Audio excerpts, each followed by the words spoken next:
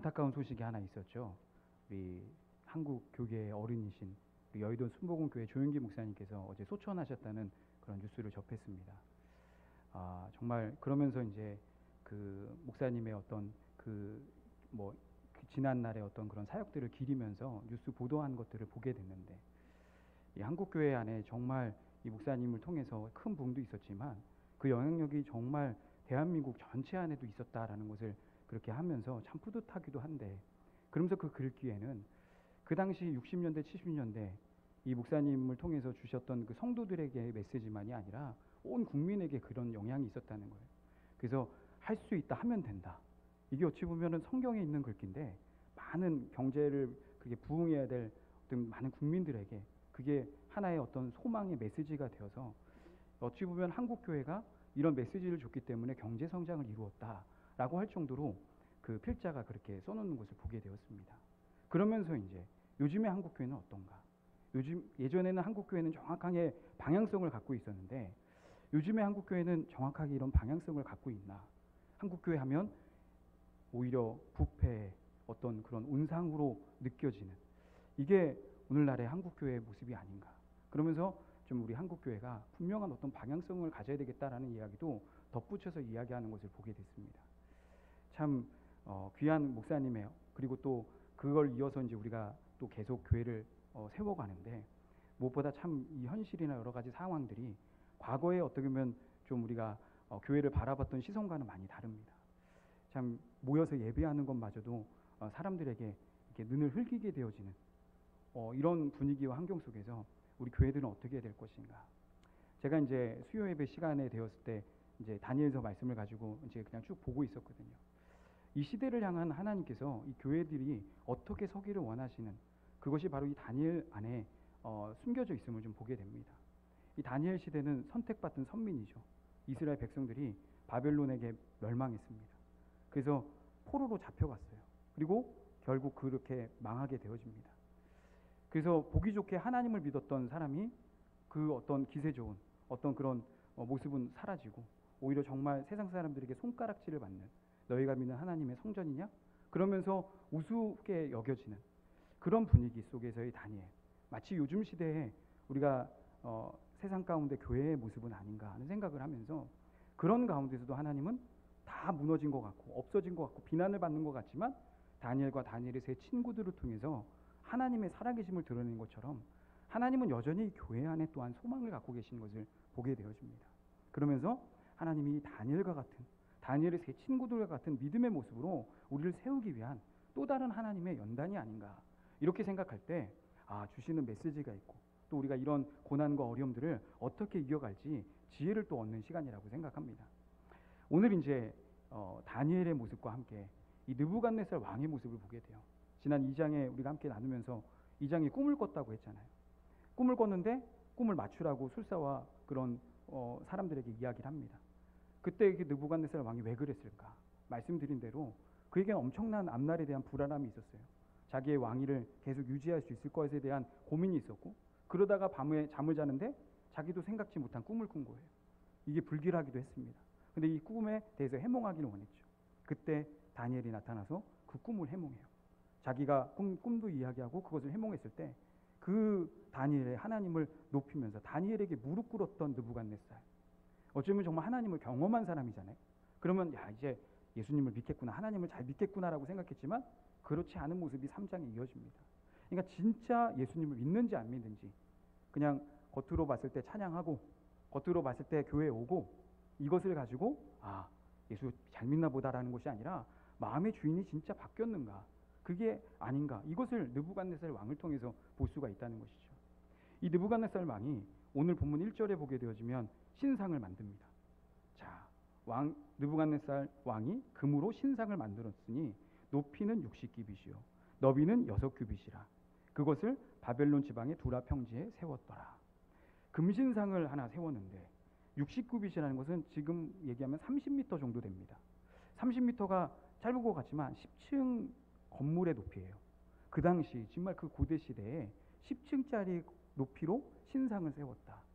근데 그거는 금으로 그렇게 다 전체로 세웠습니다. 원래 다니엘이 꿈을 꿔서 그것을 가르쳐 줄 때는 머리는 금이었고 배와 어깨와 가슴은 뭐 은이었고 그 밑에는 또 뭐 노시였고 그다음에 쇠였고 그다음에 철과 흙이 뭐 섞인 것이고 이렇게 이런 신상을 이야기했는데 그래서 이제 자기 느부갓네살 왕이 기분이 좋았잖아요. 자기가 금 머리다라고 이야기하니까 뭐 기분 나쁠 말은 아니잖아요. 그런데 그러면서 금신상 전체를 금으로 다 도배를 한 거예요. 그래서 보면서 무엇일까? 뭔가 하나님이 분명히 그 앞으로의 길을 예비했는데도 불구하고 그는 올로 금을 만들면서 자기를 뭔가 더 앞세우려는 그런 마음, 그런 것이 있지 않았는가. 그래서 두라평지에 높이 세워서 모든 사람들에게 절을 하게 합니다. 그래서 그 나라가 연구하기를 원하는 그런 마음, 하나님의 어떤 놀라운 능력을 봤음에도 불구하고 그렇게 행합니다. 그러면서 이제 6절에 보게 되어지면 이렇게 낙성식 때 이런 이야기를 하죠. 누구든지 엎드려 절하지 아니하는 자는 즉시 맹렬히 타는 풀무불에 던져 넣으리라.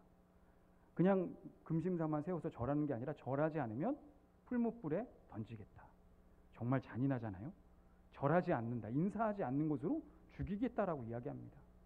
참 이 느부갓네살 왕은 꿈을 해몽해달라고 하면서 꿈 얘기도 하지 않으면서 죽이겠다 하고 또 절하지 않으면 죽이겠다 하고 정말 잔인함이 뭐 이루 말할 수가 없습니다. 그런데 2장에 보게 되면 하나님을 경험했잖아요. 그럼에도 불구하고 그 안에 있는 어떤 포악함, 이 잔인함은 해결되지 않는 모습을 보게 되어져요.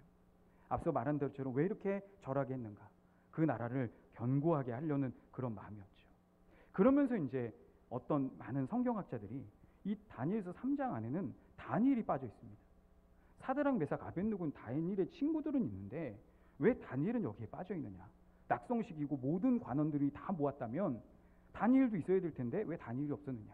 그리고 다니엘이 있었다면 왜 금신상을 만들도록 왜 다니엘이 그렇게 했느냐? 그러면서 다니엘이 뭔가 침묵한 것이 죄다라고까지도 얘기를 해요. 근데 이 3장 전체에서 다니엘은 낙성식이 없는 것으로 보입니다.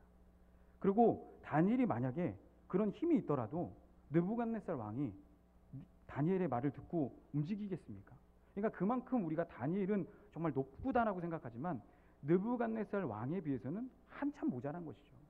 그랬을 때 다니엘이 있을 때 있었다고 뭐 별 볼 일도 없었을 것이고 그리고 본문 안에서는 다니엘은 소개가 되어 있지 않아요. 그래서 이제 그 낙성식에 이제 다니엘의 세 친구들 사드락 메삭 아벳느고가 섭니다. 포악스러운 어떤 느부갓네살 왕에 대한 부분도 주변에 있는 신하들이 참 못 살잖아요. 이거 뭐 꽃하면서 사람을 죽이겠다고 하니 그 왕을 섬길 때 얼마나 힘들고 어렵겠습니까? 그 느부갓네살 왕도 섬기는 게 또 어렵기도 하지만 옆에 또 자기보다 잘 되는 사람들에 대해서 질투하는 마음이 주변에 있는 사람들이 있지 않겠습니까? 이 낙성식에 금신상에 절을 할 때 이 사람이 절을 하지 않고 옆에서 절을 하지 않는 사드락 메삭 아벳느고를 보는 거예요. 그래서 질투하는 마음이 생긴 겁니다. 그리고 얼른 일러 바칩니다. 그때 느부갓네살 왕이 듣고 너무나 화가 나는 것이죠. 지금 전체가 다 이제 첫날 낙성식에 모여서 절을 해야 되는데 절을 하지 않는 사람이 있다고? 라고 할 때 그럼 바로 풀무불에 들어가야 되지 않겠습니까? 근데 그를 만나고 다니엘서 3장 15절에 오늘 본문 15절에 그래도 한 번 더 느부갓네살 왕이 기회를 줘요. 이제라도 너희가 준비하였다가 나팔과 피리와 수금과 사명금과 양금과 생황과 및 모든 악기 소리를 들을 때 내가 만든 신상 앞에 엎드려 절하면 좋거니와 너희가 만일 절하지 아니하면 즉시 너희를 맹렬히 타는 풀무불 가운데 던져 넣으리니 능히 너희를 내 손에서 건져낼 신이 누구겠느냐. 이렇게 얘기를 하는 겁니다. 이 이야기를 할 때 그냥 우리가 느부갓네살 왕이 이런 얘기를 했나 보다라고 생각하기보다 제가 이제 노란 글씨로 써놨잖아요. 풀무불 가운데 던져 넣을 것인데 그 손에 내 손에서 누가 너희를 건져낼 수 있겠냐. 누구보다도 느부갓네살 왕은 이런 얘기를 하면 안 돼요. 왜냐하면 하나님의 놀라우심을 경험했잖아요. 자기가 꿈을 맞췄어요, 다니엘이. 그리고 그 해몽을 이야기하면서 지극히 높으신 하나님이다 라고 이야기했던 느부갓네살 왕이 누가 내 손에서 건질 수 있겠느냐, 이런 이야기를 전혀 경험하지 못한 사람처럼 이야기를 하고 있다는 것이죠. 계속 이야기하는 겁니다. 이 느부갓네살 왕과 같이 하나님을 경험했어도 하나님을 알지 못하고 또 생각하지 못하는, 어떻게 보면 신앙을 갖고 있다고 하지만 여전히 세상 가운데 지탄을 받아야 될 우리 잘못된 믿음의 모습들, 믿음을 갖고 있는 사람들에 대해서 지적하고 있는 내용임을 계속 보게 되어져요. 그때 이제 아주 유명한 말을 이 사드락 메삭 아벳느고가 이야기합니다. 오늘 본문 17절인데요. 우리 17절 말씀 한번 우리 18절 말씀을 우리 다 같이 한번 읽어보겠습니다. 왕이여 우리가 섬기는 하나님이 계시면 우리를 맹렬히 타는 풀무불 가운데 능히 건져내시겠고 왕의 손에서도 건져내시리이다. 18절입니다. 그렇게 하지 아니하실지라도 왕이여 우리가 왕의 신들을 섬기지도 아니하고 왕이 세우신 금신상에게 절하지도 아니할 줄을 아옵소서. 너무나 정말 그 서슬퍼란 어떻게 보면 느부갓네살 왕 앞에서 어찌 보면 한 번의 기회를 더 받는 것도 어떻게 보면 참 큰 은혜잖아요. 바로 풀무불에 들어갈 수도 있는데 한 번의 기회를 더 줬다는 것. 자, 그래 좋다. 너가 그렇게 지금 내가 보는 앞에서 절을 해라. 그러면 내가 뭐 무마해 줄게. 용서해 줄게. 이렇게 이야기했는데 그러면 죄송합니다. 제가 깜빡 신호를 놓치고 했습니다. 정말 그 앞에서는 딱 왕 앞에 서 있잖아요. 얼마나 두렵겠어요. 그런데 사드락 메삭 아벳느고가 그리 아니하실지라도 왕이여 우리는 섬기지 않습니다. 그러면서 이야기를 하는데 오늘 본문 17절에 보게 되어지면 좀 이제 이 개역개정 성경이 조금 저는 성경을 번역하면서 아쉽다는 생각을 합니다. 17절 말씀 다시 한번 띄워주세요. 왕이여 우리가 섬기는 하나님이 계시면 이라고 이야기합니다. 그러면 하나님이 안 계시면 안 구원해 주시는 건가? 이렇게 익혀줄 수 있잖아요. 하나님이 계시면 나를 구원해 줄 것이고 하나님이 안 계시면 안 구원해 줄 것이고 좀 번역을 왜 이렇게 했을까? 우리가 예전 바뀌기 전에 성경은 어떻게 쓰여 있냐면요. 개역 한글에 17절에 이렇게 쓰여 있습니다. 만일 그럴 것이면 왕이여 우리가 섬기는 우리 하나님이 우리를 극렬히 타는 풀무불 가운데 능히 건져내시겠고 왕의 손에서도 건져내시리이다. 뭐 계시면 안 계시면 이것이 아니라 하나님은 건지실 것입니다. 분명하게 했다는 거죠. 어찌 보면은 정말 우리 안에 하나님이 언제 계시는가? 고난이 있으면 하나님이 왜 사랑이 많으신데 왜 고난을 허락하실까? 그러면서 우리가 이 고난에 대해서 의미를 해석하는데 어려워해요. 근데 하나님은 오늘 이 다니엘서 전체와 함께 성경 전체에서 고난이 때론 있다 하더라도 하나님이 안 계신 것이 아니라 함께 계실 수 있다는 것을 계속적으로 이야기하고 있습니다. 그러면서 이제 우리에게 18절 말씀이 참 도전이 되잖아요. 그렇게 하지 아니하실지라도 나를 이 풀무불 가운데서 건져주지 않고 내가 죽을지라도 저는 왕의 신들에게 섬기지도 아니할 겁니다라고 이야기합니다. 그렇게 하지 아니하실지라도라고 이야기하는 이 내용 속에서 어떻게 보면 좋은 말이잖아요. 근데 이 좋은 말이 때로는 오해로 아니면 좀 더 우리가 어떻게 보면은 좀 이렇게 좀 약간 이쁘게 포장하는 말로 쓰려는 그런 내용들이 있는 것을 좀 보게 되어집니다. 하나님, 내가 정말 열심히 주의 복음을 위해서 살겠습니다. 그래서 혹시나 그렇지 않더라도 부흥이 되지 않더라도 저는 열심히 그렇게 살겠습니다. 어찌 보면은 정말 하나님의 나라와 의를 위해서 하는 것인데 순수한 마음으로 그렇게 목회를 위해서 교회 부흥을 위해서 그렇게 기도하고 만약에 부흥이 안 된다 하더라도 저는 끝까지 이런 순수한 마음을 가지고 하겠습니다. 라고 하면 맞는 거잖아요. 어떤 마음이 있겠습니까? 정말 순수한 마음으로 하려나 보다. 근데 시간이 흘러서 계속 뭔가 부흥이 되어지지 않아요. 계속 어려움이 있어요. 그러면 이것에 대해서 내가 뭔가 잘못하고 있는 건가? 이렇게 생각을 하는 겁니다. 그러니까 분명히 그렇게 하지 아니하실지라도에 대한 부분에 대해서 나는 진짜 그렇게 하지 않아도 그것을 받을 만한 마음을 갖고 있는가? 그냥 어찌 보면은 사람들에게 믿음의 말을 좀 이렇게 좀 좋게 해야 돼요. 좋게 보여야 될 표현으로 이 단어를 사용할 때가 있다는 것입니다. 또 한편에서는 또 무엇이냐? 안 될 걸 또 가정해요. 물론 확실하지 않기 때문에 그렇게 하지 아니하실지라도 라고 하지만 너무 또 그 편을 선택하다 보니 확실하게 이거다 저거다라고 붙잡지 못하는. 앞서 우리 조영규 목사님 그 얘기도 했는데요. 우리 예전에 그 한국교회 안에서 무조건 할 수 있다, 하면 된다. 이것이 정말 우리의 분명한 어떤 신앙의 어떤 모티브였잖아요. 때로는 그게 기복신학이고 번영신학이고 잘못된 것으로 연결하긴 했지만 그래도 정말 어떤 문제 앞에서 막 부르짖고 기도하는 것이 그렇게 간절했고 또 그 문제가 응답되어진 것 속에서 막 환호했던 것이 있는데 이제는 조금 이제 뭔가 성경의 지식을 알아가니까 분명히 물론 좋은 말이긴 합니다. 그런데 그렇게 하지 아니하실 걸 늘 먼저 생각을 해요. 그러니까 늘 어떻게 보면 부르짖고 간절하기보다는 그런 나 자신에 대해서 합리화가 되어지는 것이죠. 그러니까 좋은 어떻게 보면 믿음의 말인데 그렇게 진짜 안 되더라도 너는 감사로 받을 수 있겠냐? 정말 너의 속마음이 진짜로 거기에 있느냐? 그렇게 우리에게 묻기도 하고, 진짜 하나님에게 넌 정말 믿음으로 그렇게 말을 하느냐? 이 그렇게 하지 않으려 하실지라도 우리는 정말 많이 고백은 하고 있지만 내 믿음이 정말 어디 선에 있는지를 한번 봐야 된다는 것이죠. 솔직하게 오히려 또 이야기하는 게 낫습니다. 하나님, 제가 불 속에 저를 던져주십시오. 예? 결코 저는 그래도 신상에 절하지 않겠습니다. 되게 투명하잖아요. 선이 딱 굵잖아요. 딱 제가 불 속에 던져주십시오. 제가 그래도 신상에 절하지 않겠습니다. 하나님, 저 교회를 부흥시키지 말아주십시오. 그래도 저는 괜찮습니다. 어찌 보면은 확실하게 그 진리를 얘기할 수 있는 거. 괜히 말을 있잖아요. 이렇게 돌려가지고 자기를 비유합니다. 자기를 합리화하려는 것에 요 그리 아니하실 줄을 많이 사용하고 있는 모습. 제가 말씀을 묵상하면서 제 미꾸라가지 같은 저의 모습을 좀 발견하게 됐어요. 그러면서 이 다니엘의 세 친구들, 이 친구들은 어떤 믿음이었을까? 과연 정말 그렇게 하지 아니하실지라도 그렇게 얘기하는 가운데 과연 느부갓네살 왕에게 앞에 섰을 때 정말 두려움이 없어서 당당하게 그렇게 섰을까? 정말 왕 앞에서도 조금도 두려움이 없어요. 죽음도 각오했어요. 그렇게 조금도 두려움이 없었을까? 또 혹시나 하나님이 건져주실 거야? 아니면 또 안 건져주시지 않을까? 어떤 믿음이었을까? 이것은 또 알 길이 없죠. 그런데 이 말을 일단 내뱉습니다. 그 말을 듣고 느부갓네살 왕이 어떻게 하느냐? 정말 뭐 우리가 잘 아는 대로 노하죠. 엄청나게 노합니다. 19절에 보게 되어지면 느부갓네살 왕이 분이 가득합니다. 사드락 메삭 아벳느고를 향하여 얼굴빛을 바꾸었습니다. 그전에는 얼굴빛이 괜찮았어요. 한번 자비를 베풀려고 마음을 먹었는데 얼굴빛이 바뀝니다. 그 얼굴빛이 바뀐 것을 어떻게 나타내냐?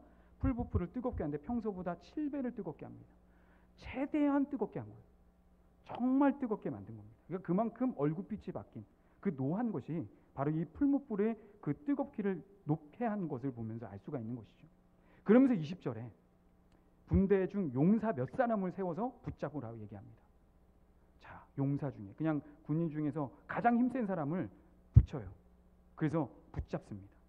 그리고 21절에 보게 되면 이제 그 사드락 메삭 아벳느고를 던질 때 겉옷과 속옷과 모자 다른 옷까지 입은 채 보통은 벗고 던졌는데 아예 그냥 이 벗을 시간도 주지 않는 거예요. 그만큼 강렬합니다. 그러면서 불에 던지라라고 이야기할 때 22절에 보게 되어지면 그걸 붙든 사람, 마지막 절 하반절에 붙든 사람이 타 죽을 만큼 정말 그렇게 심한 곳이었습니다. 이런 상황 속에서 이제 사드락 메삭 아벳느고의 심정은 어땠을까? 그렇게 하지 아니하실지라도 그렇게 이야기했는데 그때 이 사드락 메삭 아벳느고의 심정에서는 어떤 걸 기다리고 있었을까? 우리가 보통 예전에 2014년도 우리 세월호 사건 때문에 골든타임에 대한 이야기를 많이 듣잖아요. 가장 생명이 살릴 수 있는 그런 시간, 그래서 그 시간을 놓치면 안 된다. 골든타임. 어찌 보면은 하나님께서도 정말 구해 주실 때 이 골든타임이라고 있는데 사드락 메삭 아벳느고가 지금 점점점 붙들어와요. 느부갓네살 왕이 그 신하들에게 명령해서 자기를 붙잡습니다. 그래서 각 7배를 뜨겁게 하고 가까이 갑니다. 그때 하나님 정말 안 구해 주십니까? 뭐 이런 여러 가지 어떤 생각이 있을 수 있잖아요. 그런데 하나님께서 불 속에 그냥 던져질 때도 가만히 있는 거예요. 이때 심정이 어떻습니까? 우리가 창세기에 보게 되면 아브라함이 이삭을 바칠 때 모리아산에서 이제 그 아들을 번제로 바치려고 칼을 빼어 들었습니다. 칼을 빼어 들 때 어떡하죠? 잘하는 대로 아브라함아 천사가 나타나서 멈추게 합니다. 딱 그 절묘한 타이밍에 내리치려고 할 그 타이밍에 정확하게 하나님이 나타나셔서 딱 그것을 마무리를 지어주잖아요. 어찌 보면 이 사드락 메삭 아벳느고에게 있어도 그렇게 하지 아니하실지라고 이야기는 했지만 하나님의 손을 기다리지 않았겠어요? 우리가 그냥 스토리가 들어갈까? 이것이 아니라 내 입장이라고 생각해 보십시오. 정말 내가 죽음이 임박했어요. 이때 아니면 안 됩니다라고 생각할 수 있는 그 순간 하나님 도와주세요라고 할 때 하나님께서 딱 많은 믿음의 사람들에게 도와줬잖아요. 그런데 사드락 메삭 아벳느고에게는 불 속에 던져질 때까지도 아무런 구원의 어떤 손길이 없었던 겁니다. 그렇게 불에 던져진 거예요. 옆에서 붙든 사람마저 타 죽을 만큼 두려웠습니다. 그 불길을 본다고 생각해 보십시오. 그곳에 던져졌다고 생각해 보십시오. 어떤 마음이었을까? 그런데 우리가 잘 아는 대로 이 사드락 메삭 아벳느고에게 하나님이 안 도와주신 것이 아니라 도와주셨죠. 임마누엘의 하나님, 바로 불길 가운데 하나님이 함께 계셨다는 겁니다. 불 가운데 던져지지 못하게 할 뿐만 아니라 불 가운데도 함께 계시게끔 하나님께서는 그렇게 우리에게 역사하신다는 것이죠. 24절에 보게 되면 아주 느부갓네살 왕이 그 불을 던져놓고 사람들을 쳐다보는 걸 보여요. 그때 느부갓네살 왕이 놀라 급히 일어나서 모세들에게 물어 이르되 우리가 결박하여 불 가운데 던진 자는 세 사람이 아니었느냐 하니 그들이 왕에게 대답하여 이르되 왕이 옳소이다. 세 사람이 분명히 던져졌다는 거죠. 근데 25절에 왕이 또 말하여 이르되 내가 보니 아주 풀무불에 사람 집어넣고 타 죽었나 어떻게 타 죽나 쳐다보고 있어요. 얼마나 이게 잔인합니까? 근데 보니까 타 죽지가 않는 거예요.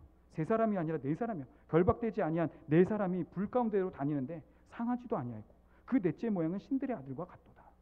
바로 불길 가운데 불 속에 하나님이 함께 그들을 지켜주셨다는 것이죠.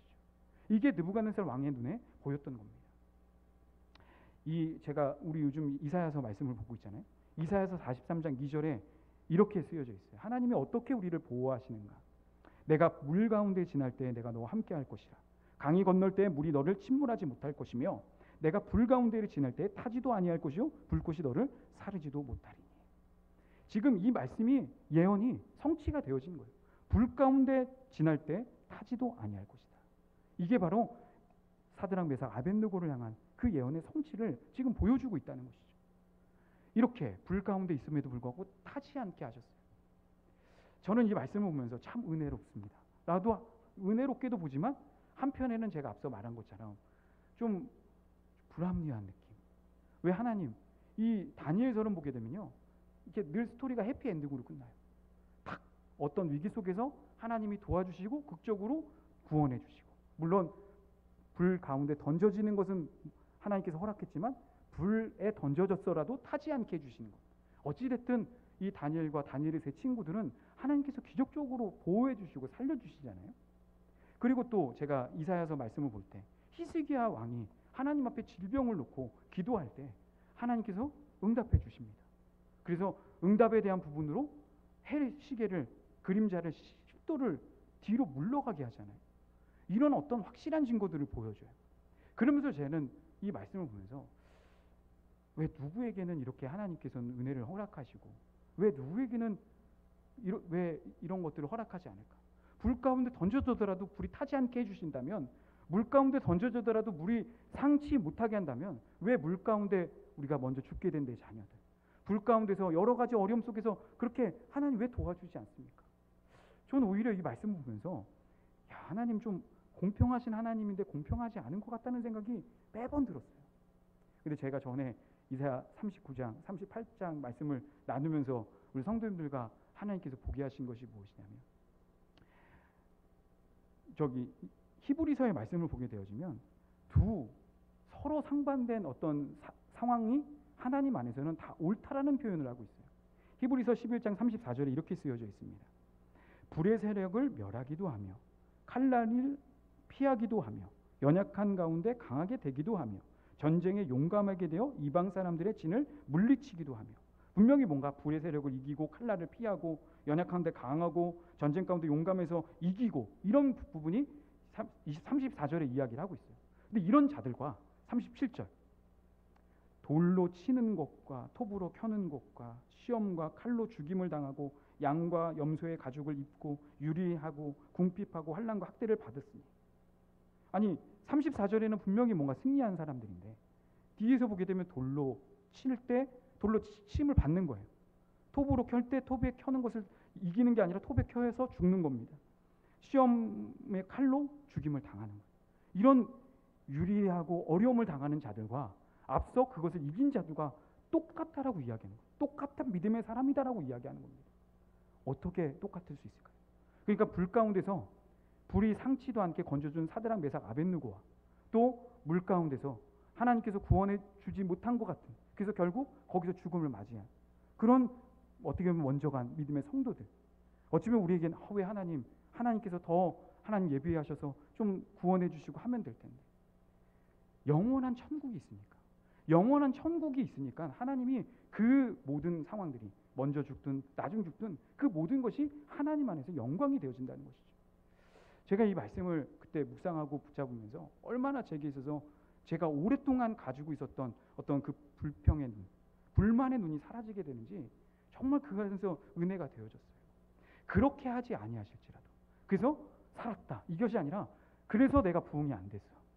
그렇게 하지 않아서 내가 불 가운데서 죽었어. 내가 그래서 안 했어. 그럼 너가 신앙이 없는 거야. 너는 정말 믿으면 이것이 아니라 그 모든 거. 내가 먼저 죽을 수도 있고 살 수도 있고 이것과 상관없이 하나님을 바라보는 거. 그러니까 이 사드락 메삭 아벳느고의 믿음은 무엇이었느냐? 분명히 그들이 어떤 믿음이었는지 몰랐습니다. 하지만 딱 하나 하는 것은 하나님이 함께 계시다는 게 분명히 있어요. 그러니까 내가 죽든 살든 상관없어요. 왕의 신상에 나는 절하지 않을 겁니다. 하나님이 더 크십니다라고 그렇게 분명하게 봤다는 것이죠. 우리에게서 진짜 믿음, 오늘 제목이 진짜 믿음. 그렇게 그리하지 아니하실지라도. 진짜 믿음은 무엇이냐? 어떤 우리는 늘 상황 속에서, 환경 속에서, 이 문제 속에서 이 문제가 해결될 것만 생각합니다. 아니라 그 문제 속에서 하나님을 보는 거예요. 고린도후서 13장 5절에 이렇게 이야기합니다. 고린도후서 13장 5절에 너희 믿음 안에 있는가? 너희 자신을 시험하고 너희 자신을 확증하라. 너희가 정말 믿음 안에 있는지를 너희 스스로 점검해 보라고 이야기하는 거예요. 우리에게 진짜 중요한 것이 무엇인 줄 아십니까? 이스라엘 백성들이 홍해를 나오고 가나안 땅에 들어갈 때 40년을 돌아갔습니다. 원망과 불평 때문에. 하나님이 그들에게 그냥 처음부터 구원하기로 작정을 하셨어요. 그리고 선물로 10가지 재앙과 홍해를 가르고 만나와 메추라기를 던져주면서 광야에서 물을 내게 하면서 그들을 보호하시고 인도하셨습니다. 모든 구원에 대해서 하나님이 다 하셨어요.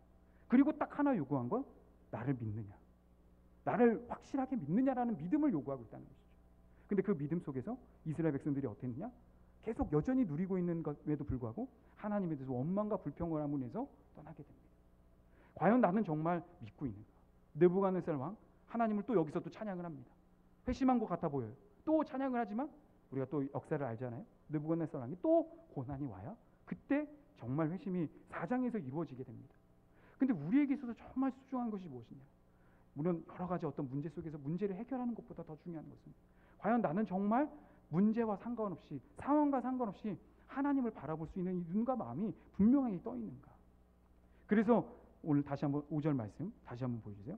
고린도후서 13장 5절에 어떻게 확증할 수 있는가? 예수 그리스도께서 너희 안에 계신 줄 너희가 스스로 알지 못하느냐. 우리 안에 어떻게 나의 믿음을 확증할 수 있는가? 마태복음 7장에 보게 되면 기사와 표적을 나타내는 걸 통해서 내가 하나님 안에 있다라고 생각했어요. 그때 우리가 알죠? 불법을 행하는 자들아 내게서 떠나가라고 이야기합니다. 어떻게 내가 확증을 얻을 수 있는가?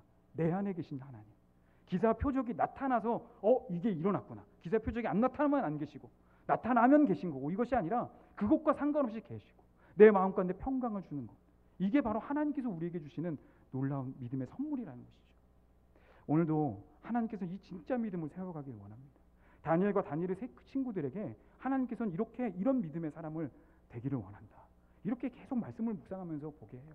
오늘도 성령의 충만함을 힘입어서 문제 속에서 그렇게 하지 아니하실지라도 정말 하나님, 나는 하나님을 찬양합니다.